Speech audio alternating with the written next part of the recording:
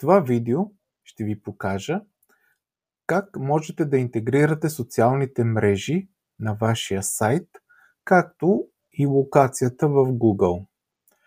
Тъй като социалните мрежи са много важна част от нашия бизнес, е хубаво да имаме възможност да ги показваме и на сайта, така че да ни помага дори за SEO придвижването на нашия сайт, тъй като съдържанието, което идва от социалните мрежи, актуализира съдържанието на сайта и по този начин Google индексира по-добре страницата.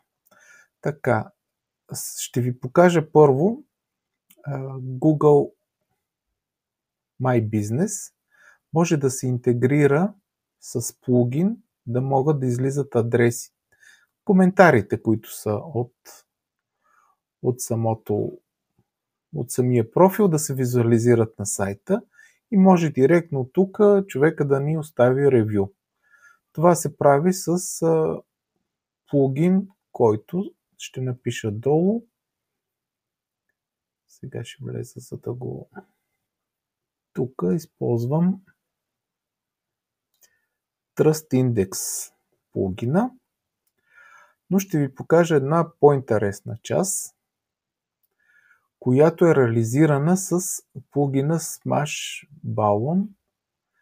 Този плугин на практика може да си интегрирате Instagram фидове, Facebook фид, Twitter, YouTube, TikTok, ревюта и това нещо, всичкото да отиде на сайта. Този плугин е платен, но има страшно много интересна функционалност. Показвам го. Сега, всяка една социална мрежа аз съм я направил на различна подстраница, като в социални мрежи общо, ето тук в YouTube, ако избера, ми излизат всичките видеа, които са ми от YouTube канала. Мога да се абонирам за канала, мога от тук да искам повече. Тук също мога да се гледа директно от сайта. Така съм направил за Instagram. Това са постовете. Направени са за TikTok.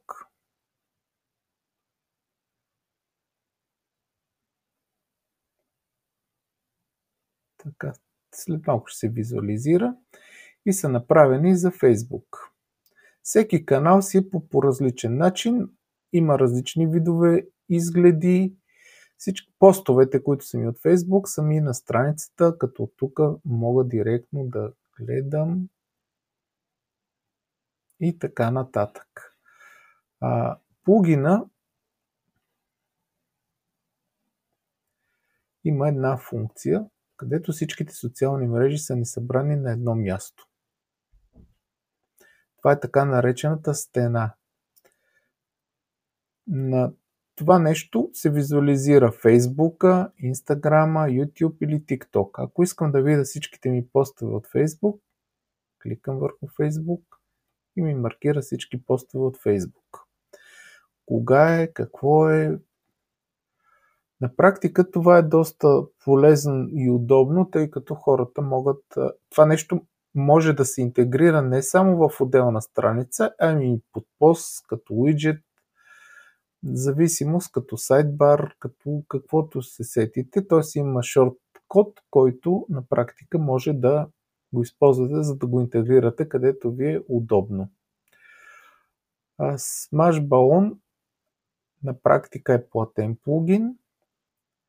Цената не му е много добра, нали, от гледна точка на годишна такса, но ако решите, можем да направим на вашия сайт